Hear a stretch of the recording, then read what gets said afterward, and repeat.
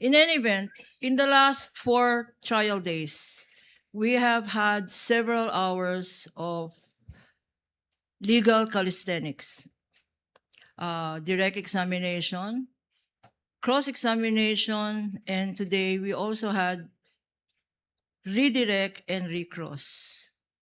A total of approximately 8 hours a day and 2 witnesses.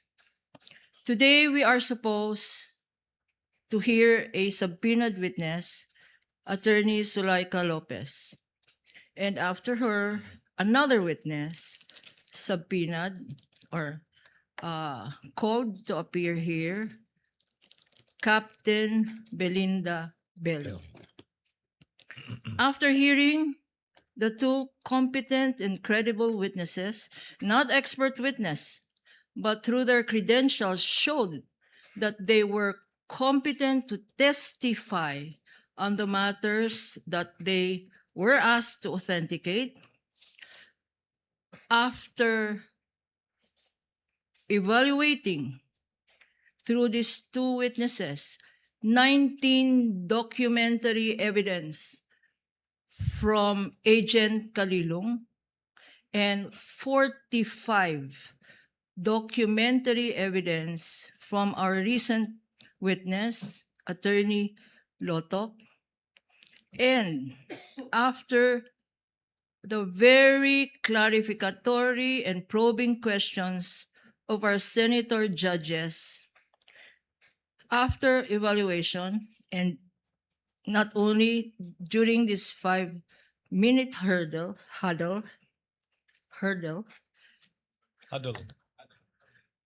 pero hurdle na rin po yun.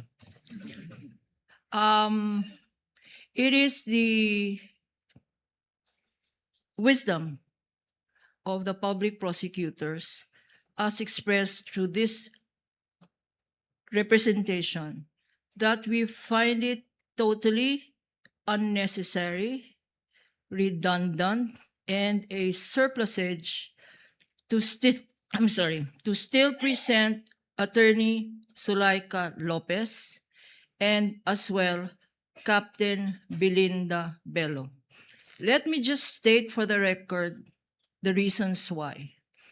Had we been able to present Attorney Sulaika Lopez, she would have proven 3 things, or we would want to have proven 3 things. First, that she was personally present inside that detention center when the Vice President uttered the video, Exhibit P-4-10, when she uttered the statements that she had contracted, that she had already contracted a killer, and you have heard this already before, and so on, to kill the President, the First Lady, and the Speaker of the House. That would have been the first offer of testimony, that she was personally present inside that detention center when the Vice President uttered those statements.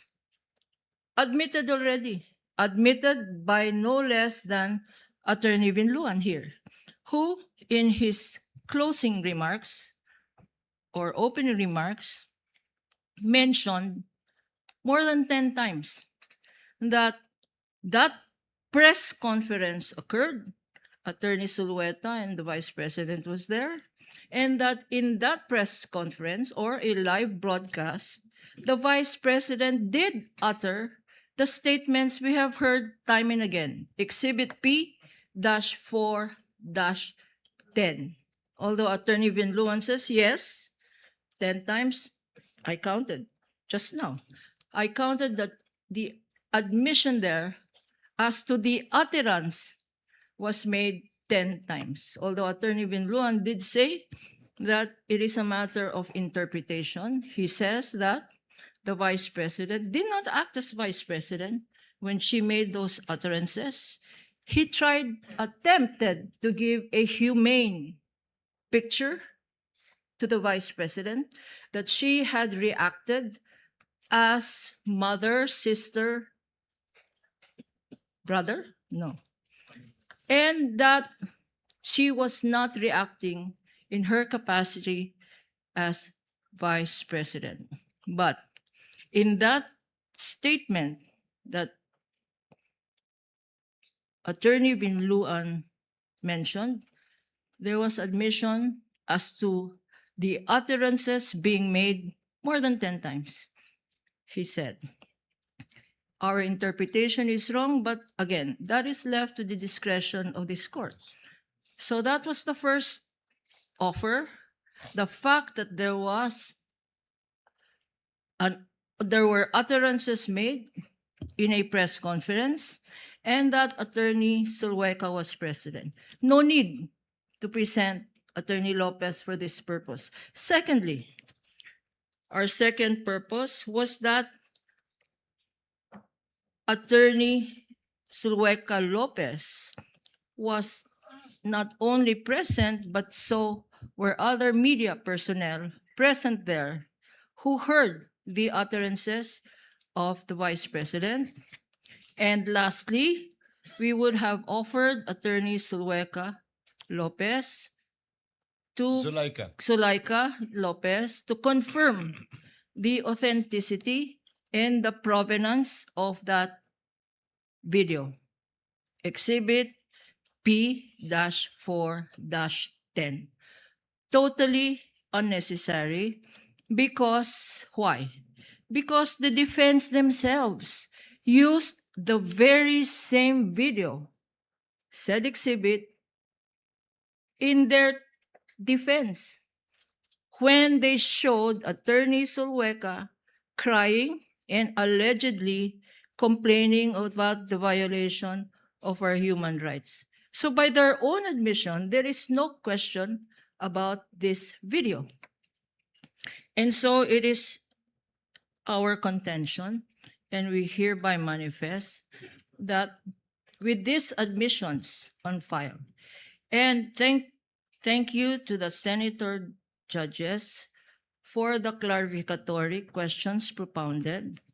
And I'd specifically like to say thank you to Senator Tito Sen, Vicente Soto, for, in his brief statement, by virtue of clarificatory, brought us back to what this trial is all about.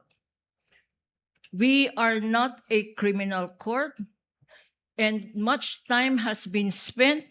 Is there grave threats? Is there inciting to sedition? All of this is relevant.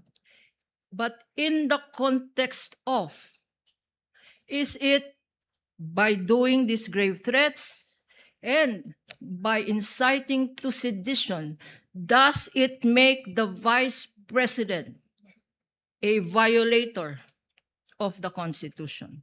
Does it make her a violator of her solemn oath of office? Is this a high crime? Is this betrayal of public trust? That is what this impeachment is all about. It is not what Attorney Binluan says. If it is grave threats, by all means, we admit. Prison, correctional, 6 months to 6 years. And that's a fine of 2,000 pesos. If it is sedition, the same. MTC should be trying these crimes, or the RTC. But that's not what this is all Attorney about. Gapunan, Okay. with your indulgence, kindly Last sentence. take up the matter of the presentation of witnesses. Correct. Because that is the subject at hand. So going back to why we are making this manifestation, we have said, and I have said on behalf of the public prosecutors, Your Honors, that we will no longer be presenting Attorney Sulhueca and Zulaika Lopez. And, Your Honors, in addition, because the testimony of Captain Belinda Bello is merely corroborative. She would have been presented only to corroborate the fact that there was a transfer order made in the detention center, and that transfer order had been the subject of the video or press conference of November 23, 2024. And so, Your Honors, we are also no longer going to call as a witness Captain Belinda Bello. With that, Your Honor, I think the reminder of Senator Lacson that the accused, that the respondent is entitled to a speedy trial. The prosecutors would want this to be a reminder to all. We are doing our part. We have reduced trial dates by lessening our presentation on this article by 2 witnesses, Your Honor. And therefore, we would also request that the same be also a reminder to the defense counsels or the counsels for the defense. Your Honor, please, in my 48 years of practice as a private lawyer, and I'm grateful for this chance, I have learned 2 things in litigation. The first thing I have learned is, first, learn when to present and not to present a witness. And second, learn when to stop. And I think that should be our takeaway from this manifestation. We have decided from the evidence presented and from everything in consideration that we will not present these 2 witnesses. And on that note, I will also say we know when to stop. And this is where I stop. Thank you. Thank you, Senator.